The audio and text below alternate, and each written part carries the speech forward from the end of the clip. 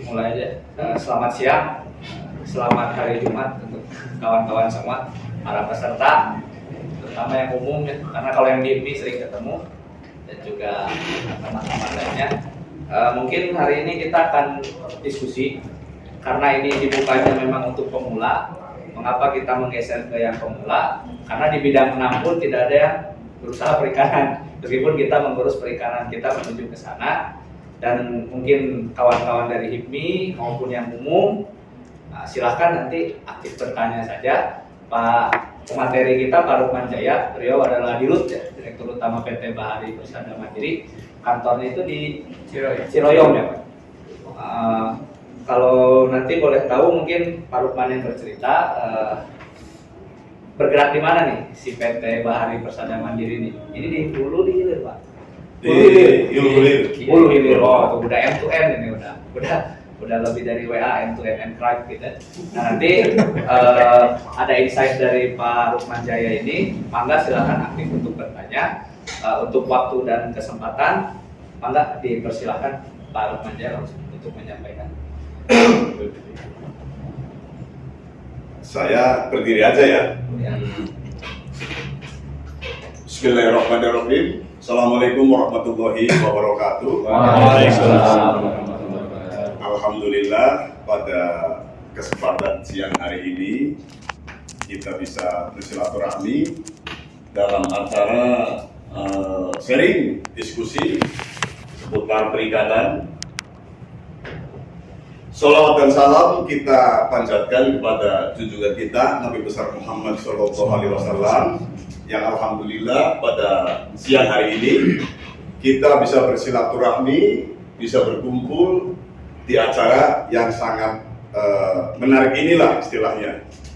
Pertama-tama saya ucapkan terima kasih kepada Pak Kabid DKPP Kota Bandung, kepada Bu Idin juga dari DKPP Kota Bandung ya Bu. Siap. Saya ucapkan terima kasih juga kepada teman-teman HIPMI, Himpunan Pengusaha Muda Indonesia Kota Bandung ya kan. Alhamdulillah pada kesempatan hari ini kita bisa satu bersilaturahmi lah intinya membahas seputar perikanan. Langsung saja kita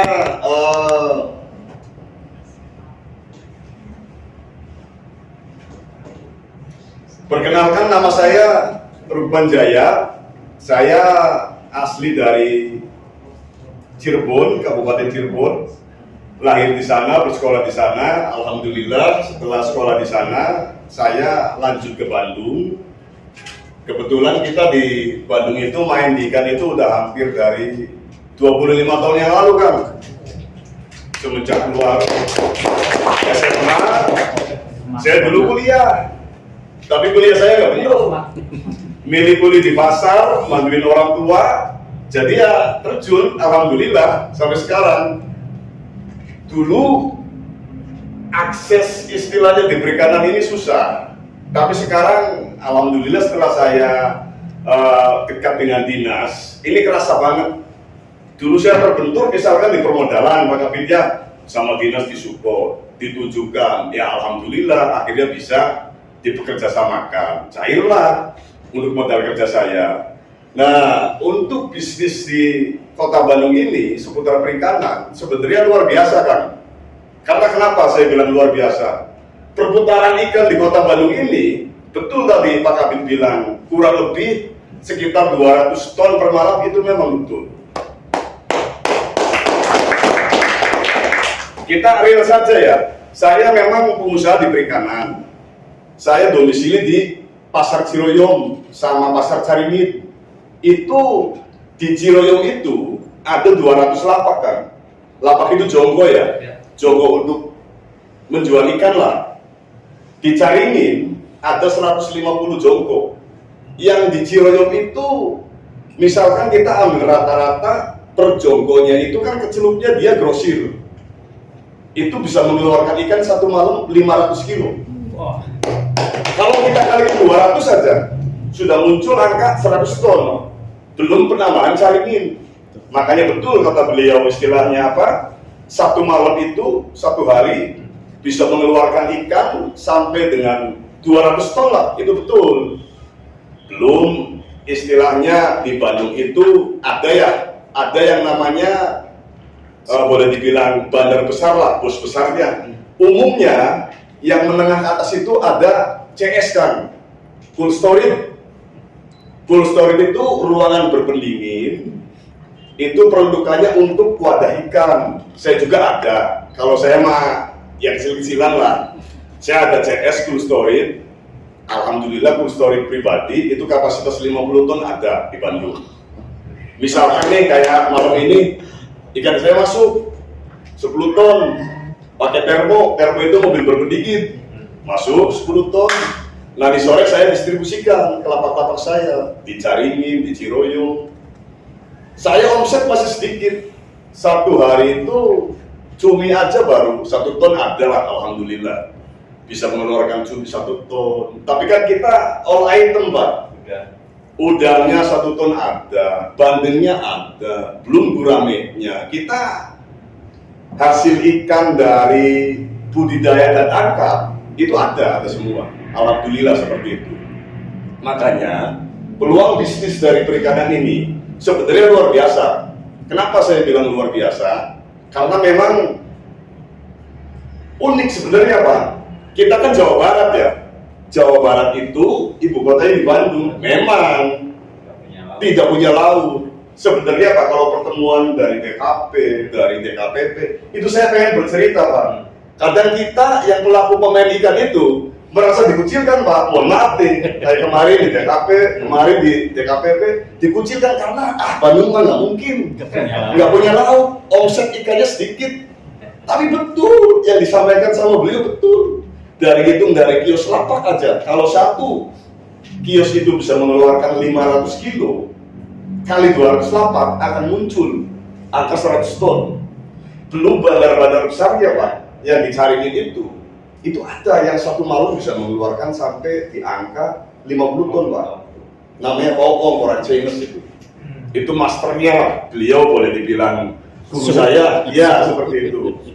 Tapi beliau sudah nggak terjun, sekarang yang nanganin anaknya Pak. Ya Pak Kabit tahu lah mungkin. Ada lagi yang bisa keluar sampai 40 ton. Haji Jahuri namanya. Yang 30 ton ada, yang 10 ton ada. Ya kalau kita mah kecil-kecilan lah, paling antara 2-5 ton. Tapi ya alhamdulillah kita disyukurin. Memang faktor risiko di ikan itu udah kaya dengan kemacetan Pak. Memang saya rasakan. Saya nih pengusaha kecil-kecilan, itu di luarnya 1 M lebih kan, ngutangin saya itu. Karena apa? Ikan itu kan luar biasa. Harus istilahnya boleh dibilang harus punya feeling, harus punya apa? Ya boleh dibilang intuisi. Ya seperti itu. Harus punya prediksi. Karena kalau kita feelingnya tidak tepat, kadang merasa juga. Kenapa saya bilang seperti itu? Karena ikan kan bukan sembako kan. Ikan itu boleh dibilang kalau bisa mah yang fresh 1 hari harus habis Pak. Kalau tidak habis susah, pasti kita rugi. Misalkan saya jualan ikan bandeng sebelum ada CS ya Pak. Ini cerita ke belakang dulu lah. Sebelum ada cold storage, misalkan saya jualan ikan itu datang 1 ton, harga 20.000. Itu saya jual antara 22, 23. Kalau sudah pagi 20.000, bahkan sampai 15.000 saya jual kan. Kenapa saya sampai ibaratnya gambling rugi seperti itu?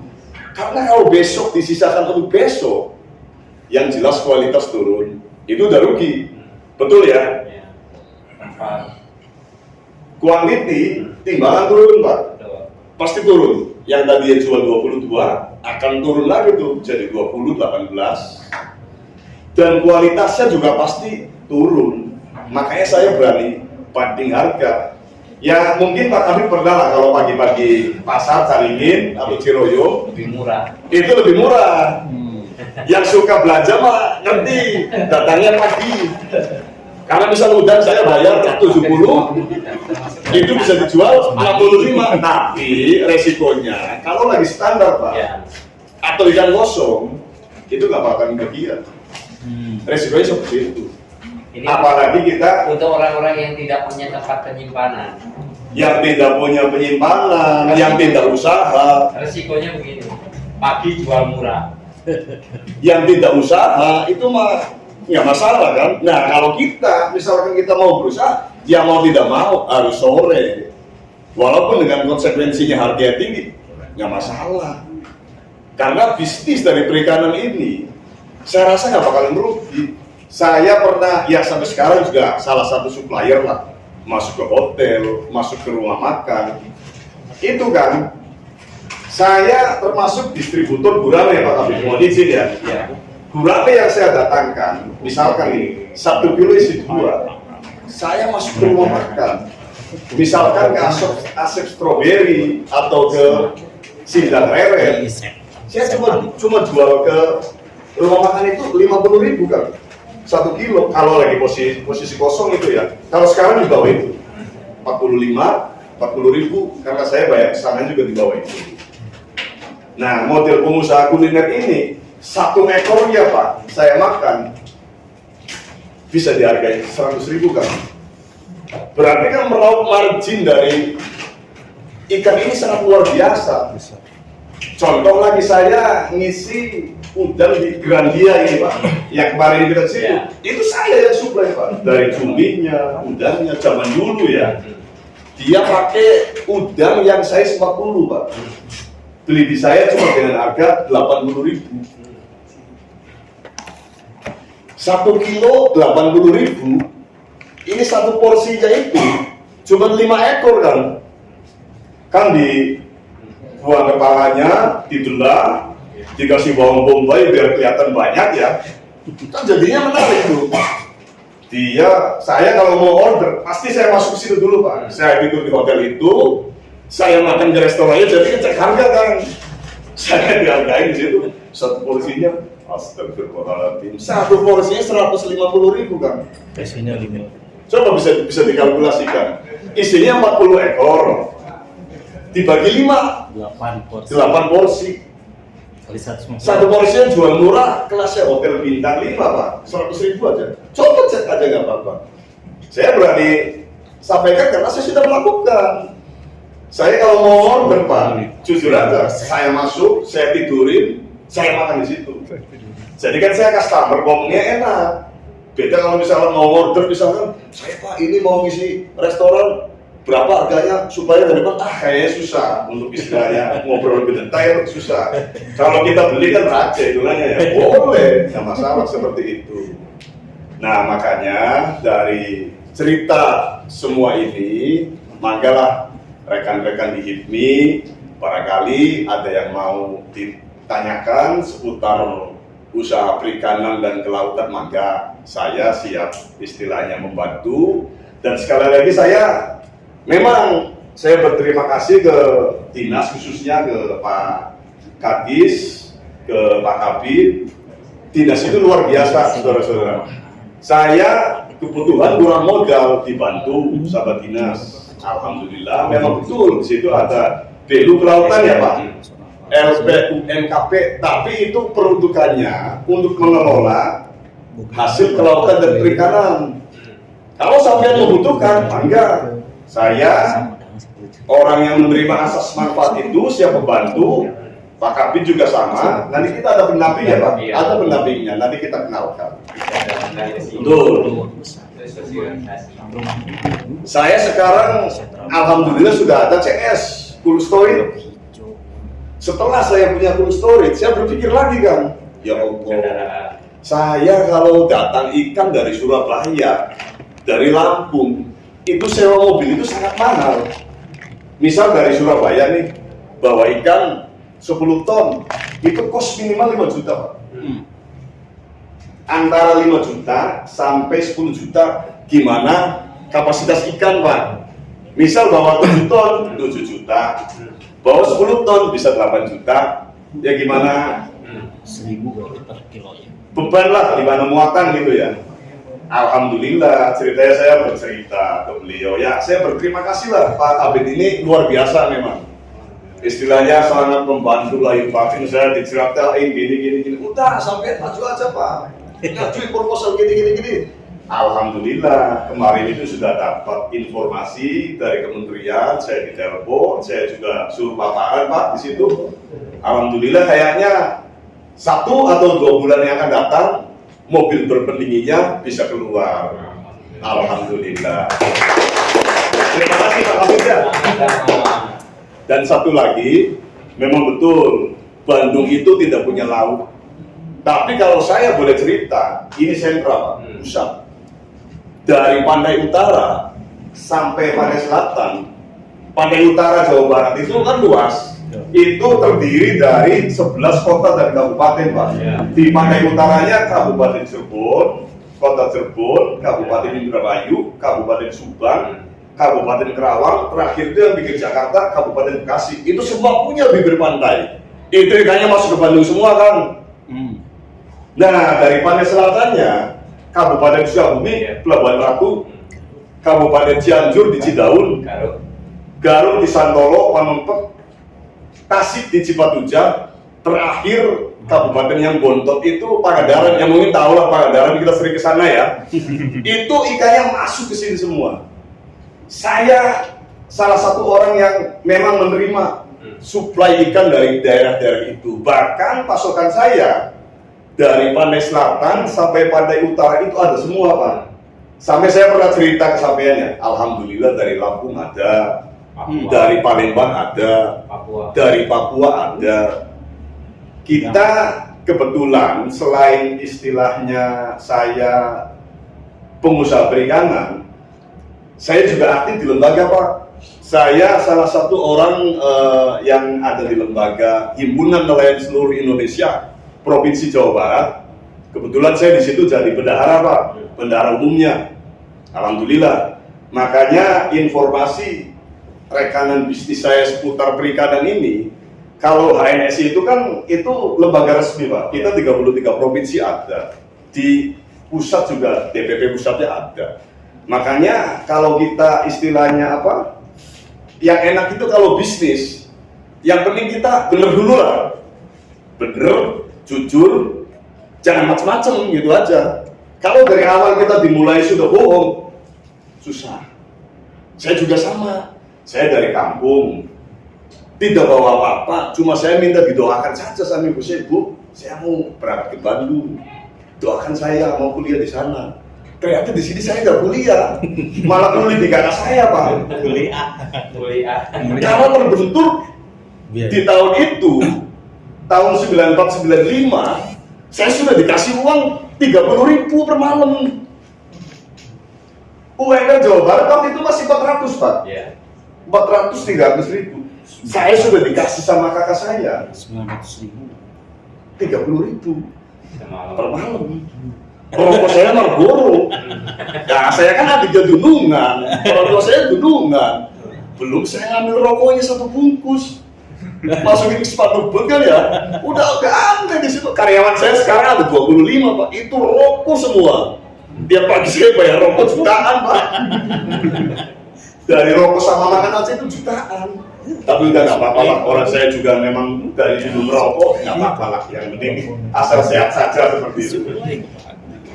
Ya, dari ringkasan cerita saya, alhamdulillah, manggalah barangkali teman-teman yang mau sharing pendapat, yang mau bertanya seputar perikanan, maka kami sama Pak Kabid, alhamdulillah siap membantu teman-teman di HIPMI.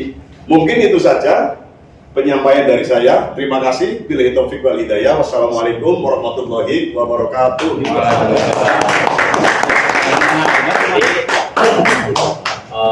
Bapak-bapak sekalian, jadi tadi sempat saya dengar ada yang usaha di bidang kuliner dan sebagainya. Barangkali memerlukan suplai ikan bisa dari Pak Rukman.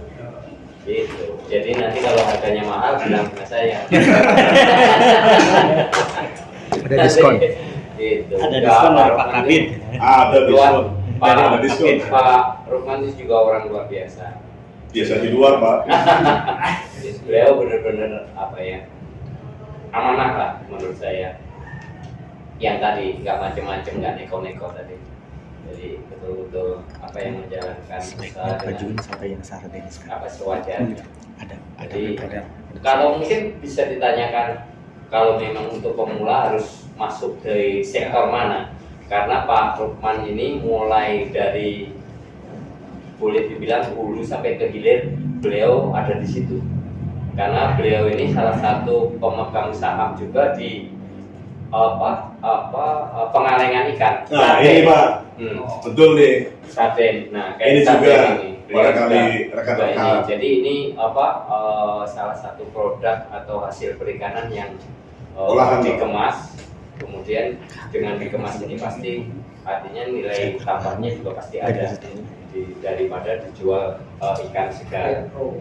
Pasti ada nilai tambahnya. Jadi Pak Rukman ini makanya mau masuk dari sektor mana atau sisi mana atau mau join dengan Pak Rukman, saya kira juga beliau tidak menutup kemungkinan.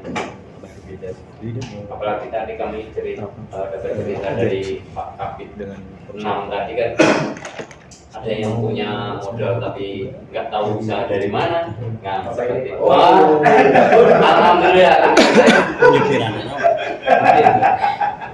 Jadi seperti saya sampaikan tadi, apa yang itu tolong dikomunikasikan. Intinya kita harus banyak-banyak komunikasi. Seperti tadi saya sampaikan juga fasilitator untuk permodalan juga siap kami hadirkan di sini. Barangkali ada yang pengen ketemu, pengen nanya-nanya dan sebagainya. Barangkali juga agar ini kalau memang memerlukan ditentukan waktunya, biar tidak satu persatu orang, mungkin beberapa orang yang itu diinventarisir siapa yang membutuhkan informasi itu nanti akan dijelaskan. Yang jelas bunganya sangat-sangat kecil, antara 3% dan besar saja. Sangat kecil Pak ya. Pur aja berapa pur itu 6%. Oh, setengah dari pur. Bayangin Bapak perlu berapa banyak. Mau punya istri lagi. Ya, seperti disampaikan tadi Pak Rukman ini sudah merasakan manfaat dari akhirnya komunikasi dengan kami lah. Kita fasilitasi semua. Mangga, Pak. Terima kasih tadi Pak Rukman, luar biasa untuk ini.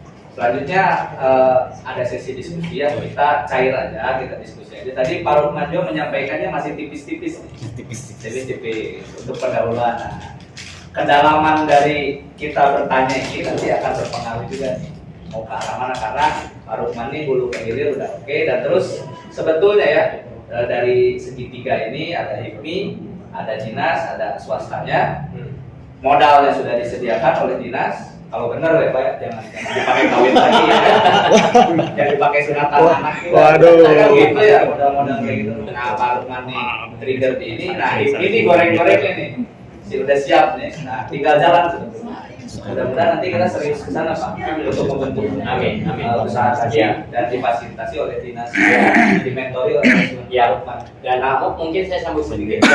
Yang menjadi binaan kami, binaan dinas itu sektor perikanan dari hulu ke hilir. Artinya kalau boleh dibilang hulunya ada di pembudidaya, kalau pengen berusaha di budidaya, jadi budidaya itu pembesaran ikan, pembenihan ikan, punya kolam-kolam dan sebagainya, itu juga binaan kita. Kemudian hilirnya adalah pelaku olahan. Dan pelaku olahan itu ada beberapa kelompok pelaku olahan yang di bawah binaan kami dan komunikasi dengan kami juga mendapat bantuan mulai peralatan kasarannya, mulai dari pisau, talenan, cermek, sampai spinner, blender dan sebagainya, sampai chest freezernya juga mendapat bantuan dari KKP. Kalau yang usaha kuliner gitu, jadi seperti itu, jadi luar biasa. Bangun HDL part 2 nih. Saingan HDL. Saya kira kalau saya latar belakang kan di kedokteran hewan, peternakan lah ya. Saya dulu pernah kabit peternakan juga. Ternyata yang luar biasa ini KKP memang sangat-sangat luar biasa. Apalagi zaman Bu Susi itu luar biasa. 70% untuk pelaku usaha sektor perikanan, 30% untuk operasional kementerian dibalik sama beliau. itu luar biasa. Zaman sushi itu wah luar biasa. Macam-macam, Pak, yang macam-macam tenggelamkan. Slogan beliau kan seperti itu, Pak. Betul betul. Kebetulan di Datnan mau ke Pangandaran. Wah, Ya, ajak ya. Atau posisi lewat Pak Abi. Sambunginnya memang. Silakan. Oke. Selanjutnya untuk diskusi bertanya sebutkan nama aja. Dan ini silakan Kang Vincent. Assalamualaikum warahmatullahi wabarakatuh. Nama saya Vincent dari bidang 9, juniornya Kang Taufan dan yang lain. Ya senang sekali Bapak Ibu, nggak ada ibu ya? Wah ada. Tiga. Waduh, Ada tiga. pelanggaran nih. Ya senang sekali dapat kesempatan untuk melihat peluang-peluang di perikanan ya, karena kita kan dibilangnya negara agraris gitu kan, lalu sempat juga jadi juragan minyak Indonesia itu kan. Setiap kali kita punya resources, seringkali sebetulnya setiap zamannya kita lewatkan karena kebanyakan pola pembangunan kita, Pak. Kalau boleh ceritakan dengan saya ya ini, Pak. Dari zaman dulu kita pernah jadi raja minyak, itu yang ngambil minyaknya orang lain. Kemudian batu bara kurang lebih ya tersentralisasi lagi, diambil oleh sedikit pihak. Hari ini mendapat cerita Pak Rukman dibantu dinas itu indah sekali, dan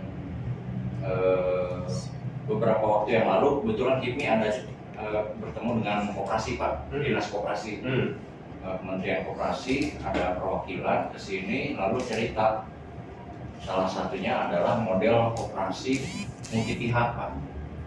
Jadi ini saya ceritanya mau umpan lambung ya, Pak. Kalau di sepak bola ada short pass, ini umpan lambung. Nembak. Umpan lambung artinya begini. Kalau diandaikan di ujung kan kita punya nelayan, lalu di tengah ada yang mengumpulkan ikannya, nanti lalu ada processing ikannya, dan di ujung lagi nanti ada retailer gitu kan ya. Itu kan sebetulnya antar pihak itu bisa dibilang berkolaborasi, tapi juga bisa dibilang tidak berbagi keuntungan dengan adil, Pak. Itu kan masalah klasik dalam pertanian dan perikanan Indonesia kan. Yang jadi petani, yang jadi nelayan itu seringkali jadi korban istilahnya. Nah, saya umpan lambung memajukan konsep koperasi multi pihak ini, Pak. Artinya bagaimana dari dinas perikanan juga mungkin bisa menjembatani, atau kita sama-sama lah inisiasinya seperti apa. Bagaimana petani yang nelayan yang di ujung itu membuat koperasi bersama kita. Artinya dunia dalam damai, Pak. Begini, Pak. Jadi pembagian keuntungan itu relatif lebih adil karena nelayannya jadi pemegang saham di koperasi, bandarnya juga pemegang saham di koperasi, processing bisnisnya juga di koperasi juga, retailernya mungkin ya sulit nanti kalau Jogja dan lain-lain dimasukin koperasi kan susah. Tapi gambarnya seperti itu, Pak. Maksud saya koperasi multi pihak itu bisa menjadi wadah untuk keadilan bersama dan menginginkan bersama. Itu ya. Boleh saya jawab? Ya, sebetulnya koperasi-koperasi itu sudah ada, tetapi sebetulnya permasalahannya kadang-kadang pelaku ya seperti nelayan dan sebagainya itu yang nggak mau menjadi anggota koperasi. Permasalahannya begitu. Di sektor pertanian, contohnya sektor pertanian, ada petani yang nggak kaya? Nggak ada. Siapa yang kaya? Pedagang beras, gitu kan? Yang kaya pedagang beras, petani kaya nggak ada, Pak. Yang murni petani nggak ada. Yang lihat pedagang-pedagang juragan-juragan beras, Pak. Wah, luar biasa gitu. Nah, di sektor perikanan sama seperti itu sebetulnya. Tetapi kalau yang mereka berkoperasi itu sebetulnya kami lihat di Sukabumi dan sebagainya itu mereka yang berkoperasi ya sudah tadi sudah apa ya mendapatkan haknya sesuai ininya, sesuai kontribusinya. Jadi tidak ada pihak yang betul-betul mendapat keuntungan jauh lebih besar daripada pelakunya. Sebetulnya di situ sudah ada anggaran dasar dan anggaran rumah tangganya ada di situ. Nah, untuk kelautan perikanan ini sebetulnya seperti tadi saya sampaikan di KKP ini luar biasa. Kami sudah membentuk beberapa koperasi pengolah. Itu dari Kementerian Kelautan Perikanan difasilitasi semua, Pak. Malah sampai biaya untuk mengurus badan hukum itu diganti. Setelah berapa bayar notaris, kwitansinya kesiniin kita ganti. Ya cuma mengeluarkan biaya sendiri, tapi 100% akan diganti sebesar biaya yang telah dikeluarkan atau kwitansi yang disetorkan kepada kami. Nah, sampai seperti itu. Dan hal ini baru kami juga, saya pernah berputar di dinas DKPP ini, sudah berputar dinas itu antara bidang, antara di ini. Saya dulu juga pernah kepala rumah potong hewan di Kota Bandung ini. Jadi tahun 3 tahun saya kalau nggak salah. Jadi kenal semua pedagang-pedagang daging yang ada di Kota Bandung. Nah, yang saya rasakan memang KKP ini sangat luar biasa. Semua apa yang diinginkan oleh pelaku usaha perikanan ini sebetulnya kementerian mensupport semuanya, hampir semuanya, asal kita kuncinya di komunikasi. Kebetulan kalau saya pribadi itu sekarang sudah dekat dengan orang di koordinator logistik, salah satunya adalah yang memfasilitasi bantuan kendaraan ini. Kami sudah dekat. Jadi waktu itu sebetulnya cerita Pak Rukman ini, beliau lagi rapat di Bandung. Dan Pak Rukman ini proposalnya juga terus terang dinas ini ya betul-betul membantu binaan kami itu secara tulus ikhlas. Pak Rukman ini nggak bisa bikin proposal, kita bikinkan, Pak. Itu iya. Binaan-binaan kami yang tidak ini, kalau Pak kami nggak bisa bikin proposal, Pak, proposalnya seperti apa, kita bikinkan, Pak. Itu betul kita Pak, jadi benar-benar apa ya, bantu dan semua pelayanan kita Pak Rukman inilah nggak perlu kami sampaikan pelayanan kita bentuknya apapun tidak apa ya, gratis semua lah Pak, gitu, sampai pembuatan proposal dan sebagainya. Karena kami ya memang sudah tugas kami membantu, memfasilitasi, syukur-syukur tadi yang saya sampaikan bisa intervensi seperti itu. Insya Allah kalau mau berkooperasi, ayo berkooperasi, berbentuk kelompok. Kalau memang harus butuh badan hukum, kita siap memfasilitasi. Seperti itu. Mantap. Kalau kerja mantap deh. Oke. Selanjutnya mungkin ada yang mau ini? Maka Kang Besan. Ya, saya dari umum, Pak. Saya mau bertanya untuk Pak Labid sama Pak Lukman. Pertama untuk Pak Lukman dulu, saya kan awam Pak ya di perikanan, di baru tahu juga. Jadi mau tanya tadi, kalau misalnya mau memulai bisnis perikanan, misal dengan modalnya menengah ya, itu lebih bagus. Mohon maaf saya potong Pak.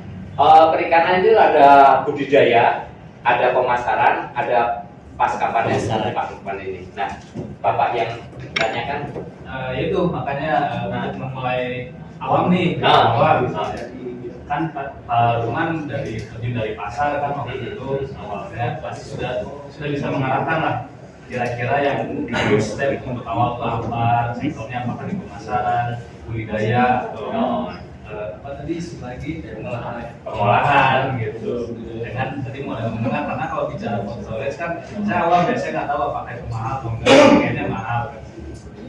Nah, arahannya tuh lebih baik itu satu. Terus yang kedua, kalau misalnya mau jual ikan fresh nih Pak, kira-kira ikan apa sih yang ekonomisnya tinggi di Bandung tuh gitu? yang laris Pak ya, Yang laris di Bandung. gitu. Terus kalau untuk Pak Kabir, tadi kan ada syarat permodalannya. Misalnya ya Pak, saya kan umum ya gemar ikan ya, program ada. Saya mau berkontribusi nih misalnya. Gitu. Nah, Terus syarat-syaratnya tadi dari batu sama permukaan kayak gitu, itu syaratnya apa aja? Karena kalau di pertanian kan memang harus kelompok ya, kelompok petani Ya. gitu. Ini juga sama kan? Enggak. Oh enggak, Bisa perorangan, ya. Oke, Bisa nah, itu perorangan. berarti syaratnya apa aja? Ya. Terus ya kalau jadi binaan gimana caranya? Itu aja sih. Terima kasih. Saya dulu mungkin baru mulai. Saya dulu. Oh boleh. Baik. Saya dulu izin Iya, ya. iya. Nah, terima kasih dengan Kang siapa ya tadi? Besar. Kang Desan ya, pertanyaan yang bagus. Terima kasih Kang Desan atas pertanyaannya. Tadi pertanyaan pertama itu arah berarti ya. Kita kalau mau memulai itu dari mana? Nah itu kalau mau mulai dari mana itu lebih baiknya. Ini Kang Desan ini maunya dari mana dulu nih? Paknya itu apakah pengen berjualan yang fresh ya atau di kuliner ataukah cuma di budidaya? Ini kan banyak arahnya. Jadi kalau misalkan minta arahannya di budidaya, saya kasih petunjuknya untuk pemasaran kan gak nyambung. Karena banyak jenisnya seperti itu. Makanya ini kira-kira tertariknya di bidang mana? Arahnya biar jelas gitu. Seperti itu. Pengolahan mungkin, Pak, ya. Pengolahan ya. Kalau pengolahan memang lebih cenderung ke kuliner mungkin ya. Karena kan misalkan ikan yang masih bahan gitu ya, mau diolah seperti itu. Iya. Membuat produk artinya Buat Pak, orang ya. kayak tadi kan sardin ya, kemarin Nah, ikan. nah. Dan selain itu apa lagi sih? Ya bisa Pak, misalkan kayak ikan tenggiri itu kan kegunaannya untuk bikin pempek sama batagor. Ikan misalkan kayak yang dibungkus itu untuk yang menengah ke bawah kan. Untuk yang kelas menengah ke bawah, kalau tenggiri itu udah jelas ada kelasnya. Kayak udang bisa diolah juga. Untuk ada kalau orang yang Chinese mungkin pernah dengar yang pempek rama itu dia bukan tenggiri kan bahan dasarnya, justru udang. Saya juga bingung. Tapi udangnya udang yang besar. Iya, itu kan orang Cina Palembang. Ya, mungkin. karena sudah punya nama. Betul. Padahal bukan ikan. Kasih tenggiri dia nggak mau. Tapi enak memang. Aromanya. Seperti itu. Bisa dibikin istilahnya kerupuk, bisa dibikin ya macam-macam lah dari ikan ini peruntukannya untuk bisa. Ya.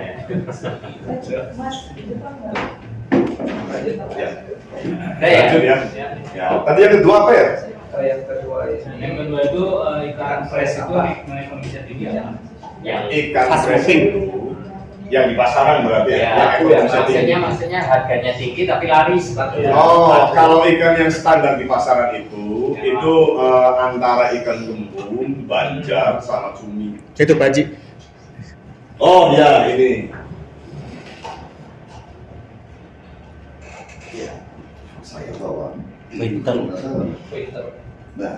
Nah ini nih. Ini ikan bawal namanya kan. Ini bawal laut. Ada yang putih, ada yang Ada yang putih ini namanya loang. Ini lebih mahal yang putih. 1 kilonya ekspor aja bisa sampai di kisaran 400-300 Pak. Ekspor kita itu pertama tujuan itu Amerika. Kayak kakap merah nih, mungkin pernah dengar ya istilah. Ini nih, kakap merah. Ini kakap merah itu tujuan ekspor utamanya ke Amerika Pak. Nomor 1. Nomor 2-nya lari ke Jepang. Nomor 3-nya di Indonesia buat rebutan. Cuman karena ya mohon maaf Pak, orang kita itu nakal-nakal. Dulu ini diekspor itu sudah bentuk filet. Tapi sekarang orang Amerika nggak mau Pak. Orang Jepang nggak mau Pak, langsung wujud filet. Karena kalau harus saya jelasin, ini kakap itu 10 juga ada jenisnya. Yang kita tahu kan kakap merah, kakap nanas, kakap batu, kakap pelang, kakap baramundi, kakap barakuda, kakap water. Ini jenisnya ada 10. Cuman kita kan tahunya kakap merah. Ceritanya ada orang di Jepang, dia istilahnya makan Pak. Ini makanya ceritanya lucu. Ikan dari Indonesia diekspor ke Amerika, ke Jepang, kepalanya balik lagi ke sini. Makanya upgrade-nya lama. Masalahnya dia jalan-jalan dulu ke luar negeri. Dulu zaman saya di bawah tahun 2000, Pak. Ini cuma 500 per kilonya kan. Sekarang sampean tahu lah mungkin. Kepalanya aja 50.000 mungkin ya. Itu kalau di Ciroyo. Kalau kita beli di Kosambi ya mungkin 70. Di Pasar Baru mungkin 80. Kalau kita di Carrefour mungkin 100. Kan beda lagi. Beda tempat, beda harga seperti itu. Nah, ini kan cumi, ini bentrong, ini kebun banjar, layang, tongkol, embung. Yang laku di pasaran kita untuk ekonomis itu, ini kebanyakan betul, Pak. Ini kan ini sama bentrong, tongkol. Cumi juga sama, tapi kalau cumi juga ini jenisnya banyak juga. Kalau disebutin puluhan. Cumi yang paling mahal itu cumi baka, itu sekitarnya 100.000 lebih. Cumi ada lagi yang putih, bagus itu namanya cumi sero itu paling 90-80. Ada saya di gudang juga ada cumi, ya sekitar 15 ton ada lah. Tapi saya cumi dari Pantai Selatan, Pak.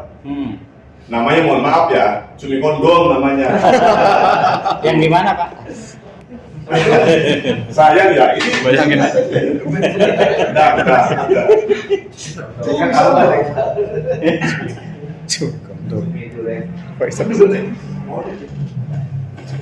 Cumi.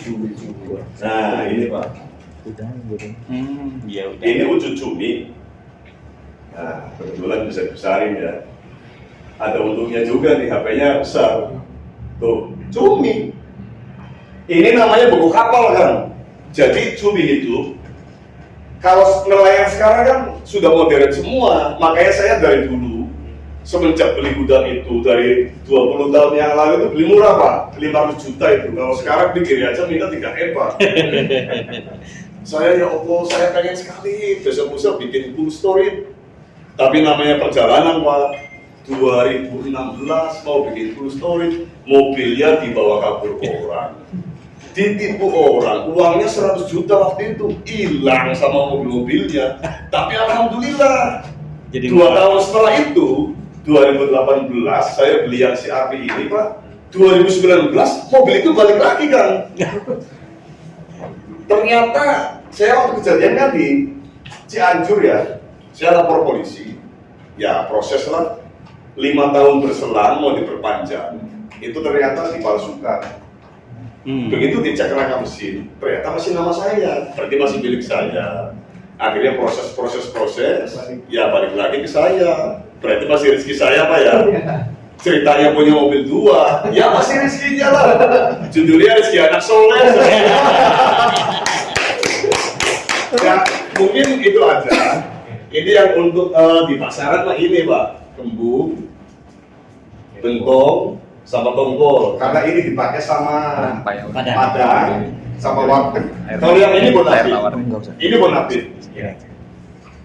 Saya bilang bonafit itu karena dipakai apa namanya ke atas. Iya, kayak restoran, hotel. Ini pakainya ini, seperti itu.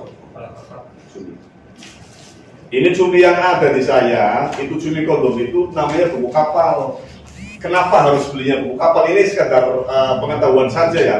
Kalau belinya buku darat, itu diproses rusak, Pak. Kurang bagus. Kalau buku kapal, itu proses di atas kapal. Misal nelayan menangkap cumi, ada 50 ton, kapal sekarang kan berpendingin semua, Pak.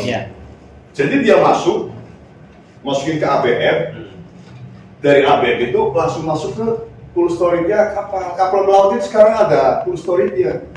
100 ton, 200 ton. Jadi datang ke TPI, tempat pelelangan ikan, itu tinggal buka kabinnya, langsung masuk ke mobil. Seperti itu kan, terima kasih. Mangga, Pak Kabin. Tadi apa ya? Kalau caranya Permodalan, Pak. kalau Untuk mengakses. terkait permodalan nanti lebih bagus yang ini lah. Nanti seperti saya sampaikan tadi di inventarisir berapa orang yang akan menanyakan terkait permodalan, nanti kita hadirkan orangnya langsung. Jadi enak, Pak. Jadi tidak dari apa ya, dari beliau ke saya ini. Jadi kalau teori komunikasi itu kalau sudah lewat satu orang itu minimal 25% udah beres. Iya Pak. Iya. Jadi walaupun udah berubah memuai Pak, udah berubah ini kata-katanya Pak. Jadi nanti biar jelas kami siap kapanpun kami siap datangkan beliau, mau Sabtu mau Minggu kapanpun kita siap ini. Terus terkait olahan Pak. Tadi olahan Pak ya? Masih awam terkait olahan. Sebetulnya kami juga ada program pelatihan olahan hasil perikanan. Bu Idin juga itu juragannya. Itu. Nah kebetulan untuk tahun ini kuotanya kayaknya sudah habis Bu Idin ya. Sudah habis. Jadi ya pelatihan itu dari hulu ke hilir kita punya Pak. Pelatihan budidaya ikan kita punya dan tahun ini kita sudah naikkan grade-nya. Artinya kalau dulu pelatihan budidaya perikanan itu cara-cara misalnya ya cara berbudidaya, misalnya bikin kolam dan sebagainya, pembesaran atau pembenihan dan sebagainya. Untuk tahun ini kita naikkan kelasnya, jadi sudah bertahap kawin suntik. Jadi tidak perlu ini, artinya kawin suntik jantan betina kita suntik hormon. Kemudian nanti setelah 12 jam atau sampai 24 jam kita bisa stripping.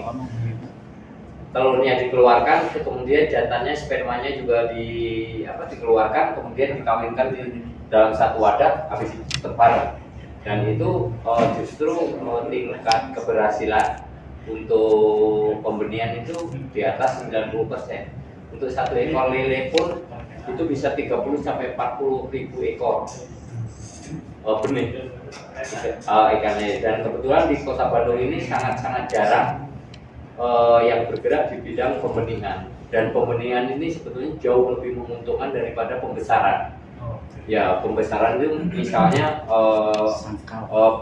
kita punya kolam, kita masukkan tadi di bawah sangkal mungkin Pak masih 9 cm atau 12 cm kalau mau pelihara. Untuk lele ya itu paling aman ukuran 9 sampai 12. Tapi kalau di pasaran itu ada orang jual benih ukuran 3, 5 sampai 7, kemudian 9 sampai 12. Paling aman untuk pelihara lele itu ukuran 9 sampai 12 karena mereka sudah agak tahan dan bisa menyesuaikan dengan lingkungan. Terus kemudian kita ada pelatihan olahan. Bu Idin itu kebetulan tahun ini kuotanya sudah habis.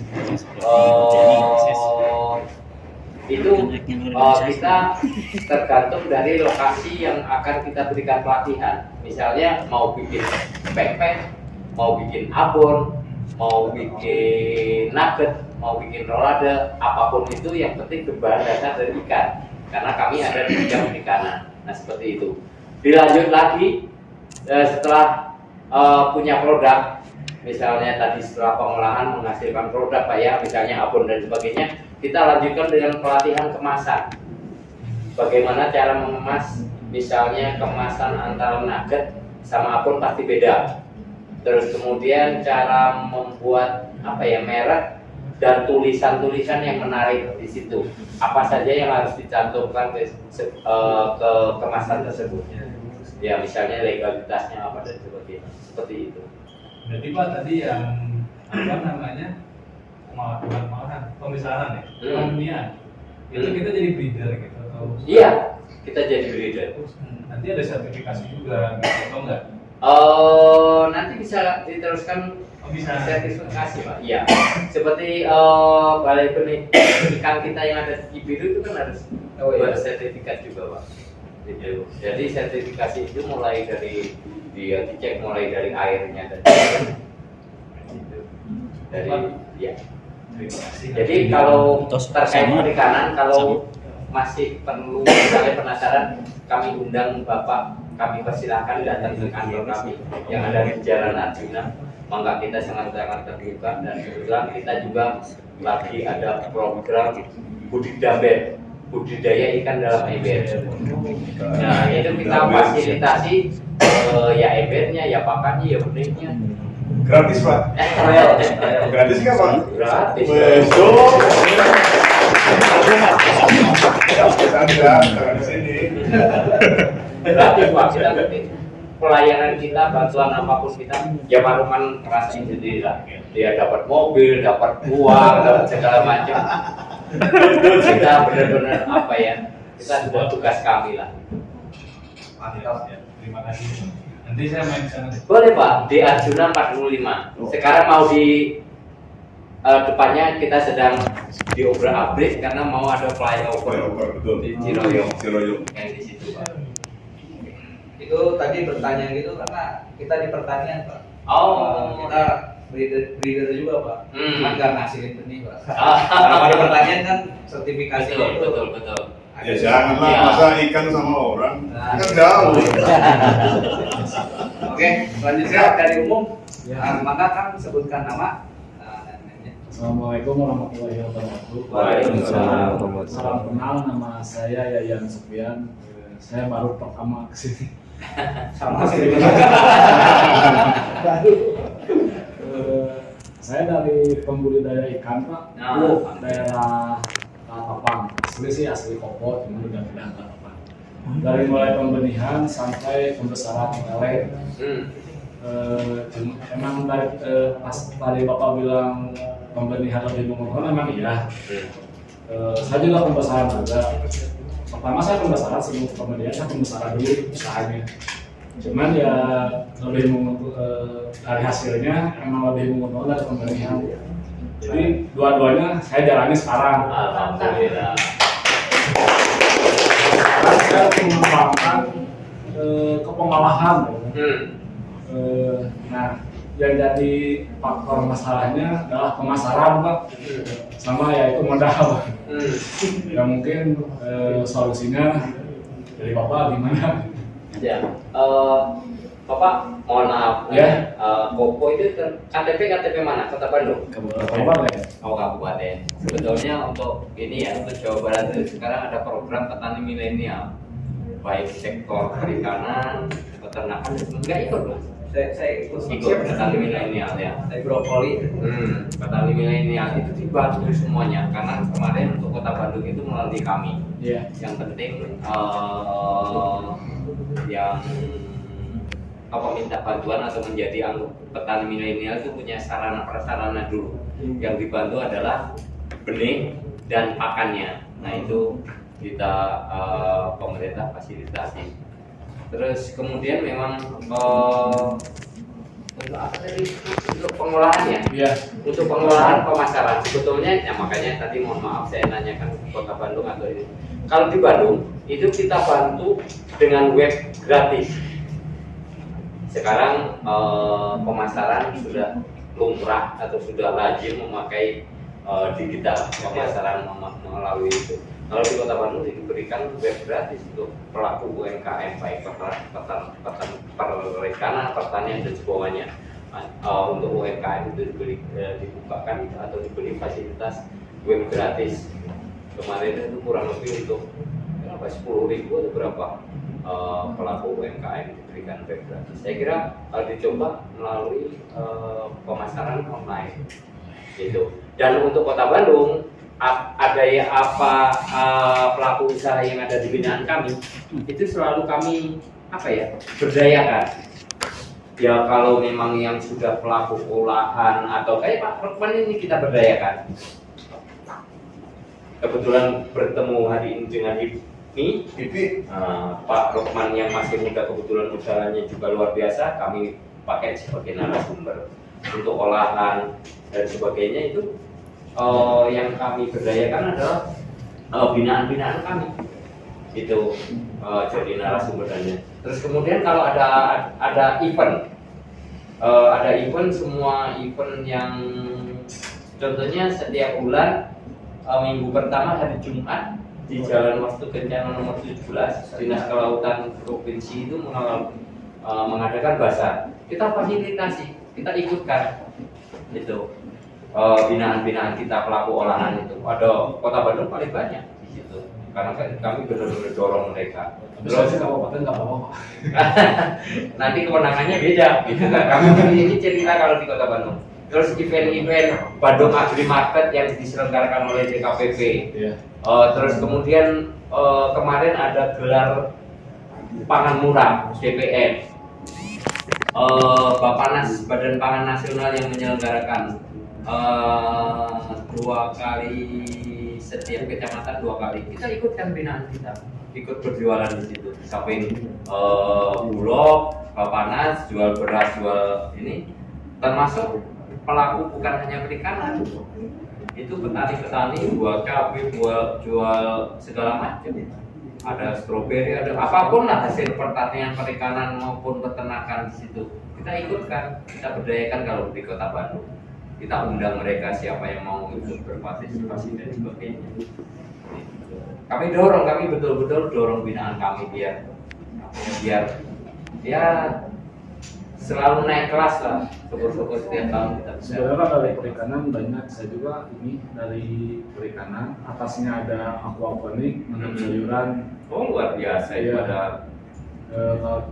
Cuma masalahnya menurut saya pemasaran. Ya, di Kota Bandung kan mungkin pernah dengar program Iya. Buruan Saya ya, Buruan Saya atau Urban Farming Terintegrasi. Iya. Itu kita fasilitasi mana yang menghasilkan daun bawang.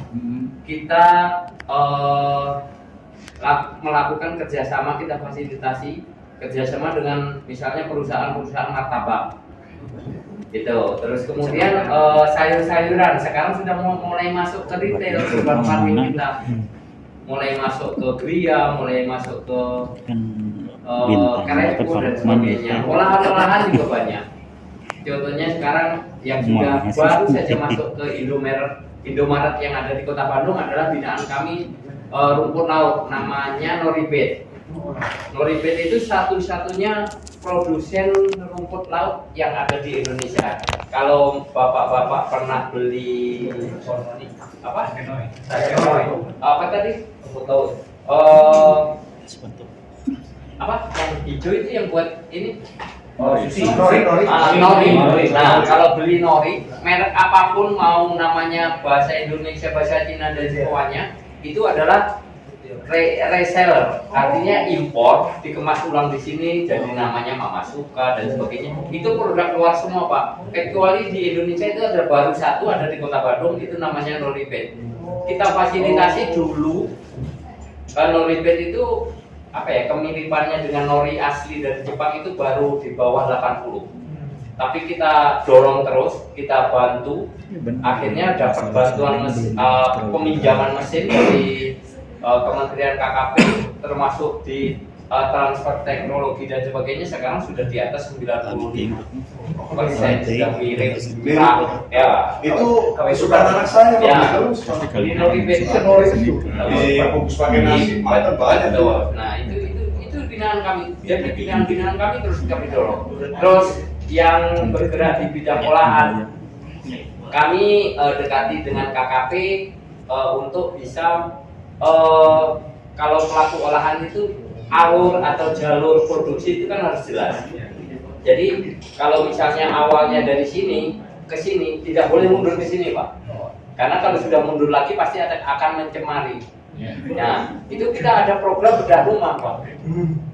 Itu dibantu untuk terutama yang punya tempat tersendiri, artinya harus terpisah ke rumah tempat tinggal dan rumah produksi. Rumah produksinya itu benar-benar dibedah Pak.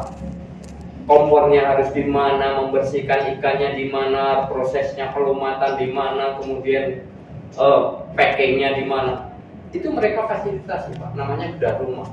Itu hanya benar-benar KKP itu luar biasa, kira-kira. Itu kita fasilitasi seperti itu. Monggo, makanya mau bergerak di bidang apa? Itu mau dari hulunya, di hilirnya, atau mau join dengan Pak Rukman atau sebagainya, silakan. Nanti tanya nomor telepon Pak Rukman, alamat di mana dan sebagainya. Beliau juga welcome, tidak menutup diri. Apa kalau misalkan saya main ke kantor Bapak, ya sini mas sebentar sering Di kabupaten saya banyak kenal, ada Oh, Pak itu. ada Pak Firman ya. Tidak saya ya, ditaling aja Pak. Boleh main ke kantor saya, tidak mau dari daerah mana juga silakan. Cuma sering ilmu aja sih. Boleh, kantor kami ada di Jalan Arjuna 45. Iya Pak. Iya, Terima kasih Pak. sama-sama. Tadi itu ya Kang ya, solusinya ganti KTP. supaya terisi. Saya bangun sesuatu. Bukan ganti KTP. Kawin lagi. Nambah cabang. Nambah cabang. Tadi mungkin dari Pak Lukman, kalau pengusahanya lagi stuck di pemasaran, tipsnya apa sih? Pak Lukman ada yang bisa dibagikan? Jangan kawin lagi. Jangan pindah KTP ya. Sebenarnya di kabupaten itu ada ya Pak.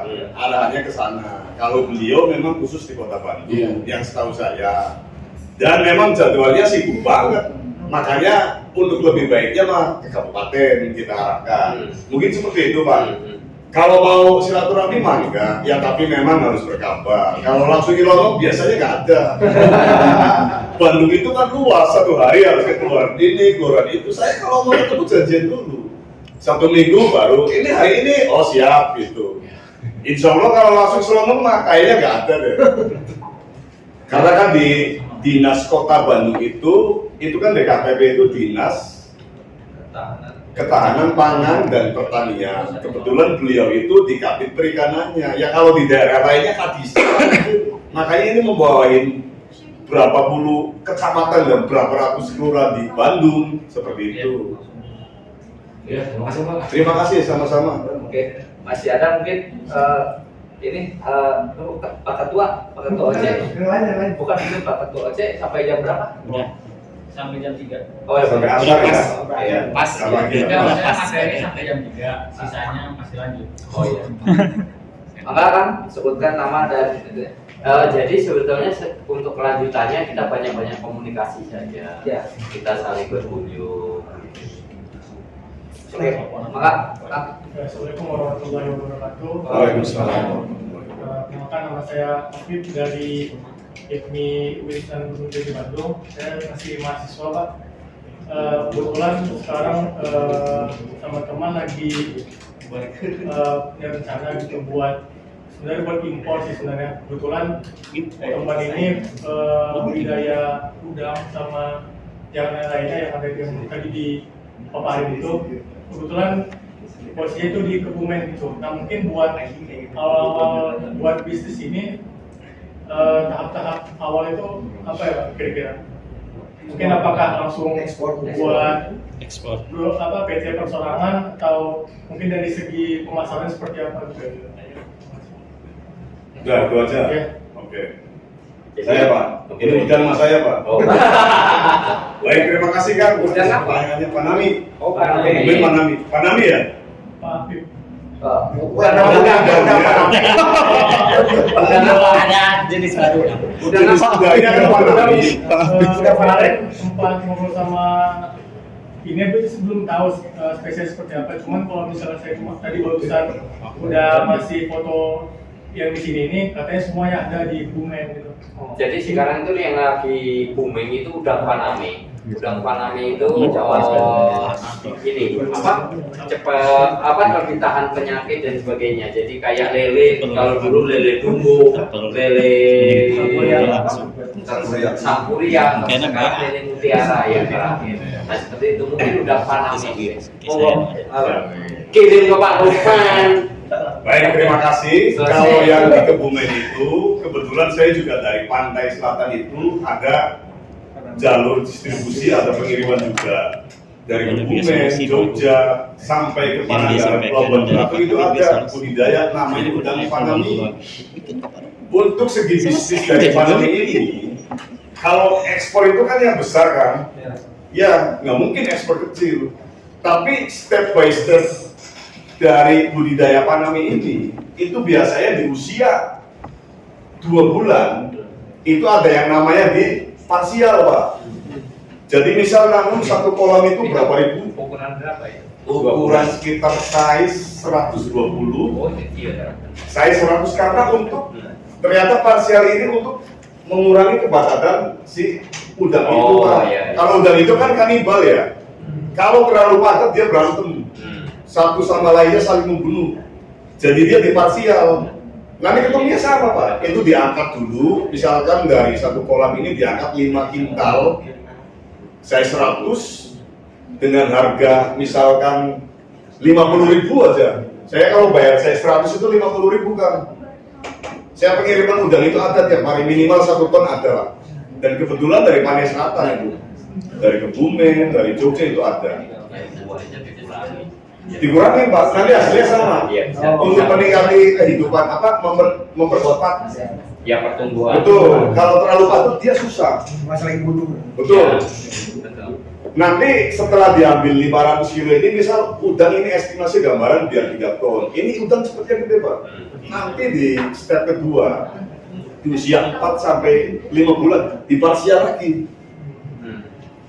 Jadi yang estimasi tadi ya 3 ton, diambil 5 kintal, step pertama parsial, ini pasti begitu 3 sampai 4 bulan nanti sampai 3 ton, size-nya jadi 80. Nanti diambil lagi Pak, 3 kintal, 5 kintal, biar diangkat, misalkan di bobotnya itu size 50 atau size 40, estimasi udang misalnya tinggal 2,5 ton atau 2 ton, sama kan? Tadi yang Bapak tanyakan pemasarannya. Pemasarannya itu kan step awal. Kalau kecil, ya Bismillah. Kalau memang fasilitas yang ada, saya juga siap menerima kan. Konkret. Karena memang itu Alhamdulillah. dunia saya seperti itu. Maka tinggal dikondisikan saja. Kalau harganya cocok, sama dengan istilahnya pengirim-pengirim yang lainnya, kita terbuka saja lah. Size sekian, harga sekian. Seperti itu kan. Terima kasih. Jadi apa yang diceritakan Pak Rokman tadi yang disebut parsial itu pengurangan agar ruang itu sesuai dengan apa aturannya. Misalnya pelihara lele dalam satu ember yang 80 liter itu, begitu pertama tebar yang ukuran apalagi ukuran 7 cm ini mungkin bisa 100 ekor. Tapi kebutuhan ideal untuk peliharaan nilai untuk lele itu 1 meter kubik itu hanya 30 ekor. Itu artinya memang kebutuhan oksigen, kebutuhan ruang untuk itu harus ideal gitu. Jadi ternyata udang tadi bisa tebar padat, habis itu dikurangi, dijual dengan ukuran kecil terus meningkat. Betul. Hasilnya adalah ukuran yang diharapkan. Nah seperti ini. Karena saya tambahkan lagi, perawatan di budidaya udang itu sangat mahal Pak. Hitung-hitungannya dengan pakan sama listrik kan. Itu listriknya bisa ratusan juta. Pakannya pun sama. Dengan diparsial itu, misalkan step pertama nih 2 bulan diparsial jadi 5 kintal, saya 100 dengan harga 50.000. Itu kan jelas 25 juta. Itu bisa digunakan untuk beli pakan. Kalau memang tidak diparsial berat. Ya. Seperti itu mungkin gambaran. Rugi karena mereka saling bunuh. Sedangkan kos yang dikeluarkan sama. Oke. Seperti itu Kak. Saya kira untuk selanjutnya kita berkomunikasi, Pak ya. Kita kalau bisa mau ke kantor saya silakan. Pak Kabin 6 mungkin punya nomor Bu Idin. Barangkali perlu komunikasi lebih lanjut. Ya Pak Kabin 6. Ya misalnya tadi mendatangkan narasumber terkait permodalan dan sebagainya, kalau memang dibutuhkan kami siap menghadirkan. Monggo silakan. Pasti kami kontak terus Bapak. Iya. Jadi ya mohon maaf kalau berkunjung ke tempat saya, kadang-kadang saya hanya sekedar numpang lewat. Saya memang banyak ini, tapi ada Bu Isin, ada Bu Dewi dan teman-teman. Saya kira tidak mengurangi esensi yang pembiayaan kedepannya juga kayak gini. Baik, ada lagi yang bertanya? Oh, tapi waktunya sudah habis. Jadi mungkin boleh nanti di belakang mungkin ya ini. Terima kasih Pak Rukman, Pak Kabin. Izin nanti ke depannya konkret Pak kita. Kalau masalah modal tadi langsung pada bangun Pak. Nanti kita bakal membentuk kelompok semacam udah ada. boleh pribadi kalau modal. Oh iya boleh Pak. Cuma bahaya Pak kalau pribadi. Ya. Jadi biar tidak tahu tetangga bahwa kita ngutang. Mesti nambah kakak. Nanti lebih konkret Pak. Makasih sudah semoga Kang Rukman. Untuk hadirin juga terima kasih diskusinya. Bila itu topik walidaya, wassalamualaikum warahmatullahi wabarakatuh. Pak, satu lagi ya, saya bukannya promosi, saya sekedar iklan saja. Kebetulan ini tolong di gambar sampingnya ya Pak. Sarden. Ini kan mumpung hippie ya, nggak apa ya. Ini saya kebetulan ada di perusahaan ini, saya juga pemilik saham di sini ada lah. Makanya saya mau menawarkan Pak kerjasama ke HIPMI juga. Luar biasa. Karena ya mohon maaf, produk kita ini terus terang saja saya biasa kirim ke Jakarta Pak, ke Jakarta, ke Tangerang. Ternyata Pak Kabir, produk saya ini larinya ke Bandung, Balik lagi. sama ke Bandung Raya Pak. Iya. Suatu saat saya kirim satu kontainer Pak, arah Jakarta, di dalam tol dicegat Pak, suruh belok ke Bandung. Kirim lagi satu kondisor, di dalam tol dicegat lagi, suruh belok ke Bandung. Dan yang enaknya lagi Pak, bongkarnya depan rumah saya Pak. Saya sampai di telepon dari sana, ini gimana? Ini kan punya kita, punya Bapak juga. Daripada upgrade dulu ke Jakarta, ngapain sih langsung saja? Double cost. Ya, coba dicek di online. Ini harga di pasaran sekitar 6.000 sampai 7.000. Saya menawarkan ke rekan-rekan sekalian, mangga satu dus kalau yang ukuran 225 ini 50 kaleng. Saya tawarkan dengan harga 245, kenanya di 4.600. Tapi minimal order 800 Ayo Kang dus. Satu DOC. Atau kalau misalkan yang pesen HIPMI, saya kasih keringanan dah 700 nggak apa-apa. Karena kan itu hitungannya dengan kos Pak, dengan kos. Kang Nova pengen nyalek Pak. Nah, yang mau nyalek nih. Nyalek dulu atau pakai bunga. Ya ini mah bukannya, ya nggak apa-apa lah, kita kan istilahnya sambung silaturahmi. Barangkali ini kan ada dua ukuran kan. Yang kecil ukuran 225, yang besar ukuran 425. Kalau nanti saudara-saudara tertarik, nanti saya kasih kontak orang saya. Mangga negosiasinya sama orang saya saja. Saya berani bersaing daripada barang saya masuk ke Jakarta. Ngapain? Langsung aja. Pasti beli bahkan sama orang HIPMI daripada orang Jakarta. Betul nggak? Iya. Sepakat ya? Sepakat. Terima kasih. Terima kasih. Ya, Wassalamualaikum warahmatullahi wabarakatuh.